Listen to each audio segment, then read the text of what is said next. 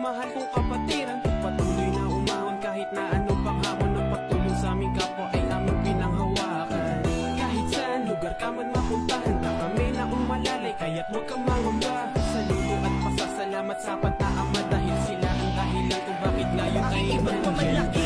Kapatiran na akin ang kinabilangan, walang pagsisisi, andyan lagi pag kinailangan. May naiging manatiling, may bitbit na kadakilaan. Mas pinili na tumulong na hindi nag-aanilangan.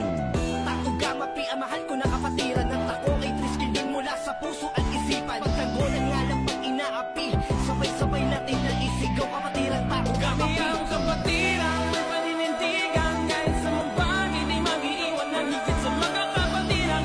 Aming turingan kapag may nagigipit ay handang magtulungan. Kaya solidong triskilyo isisigaw mo sa mundo. Mula noon hanggang ngayon, kami kapatirang supremo. sa pagsilang o bilang isang kapatid, alam ko di lang pili lang ang makakatawid sa nilakarang landas. Pero alam ko na mas mabuti ang layunin para lang lumakas.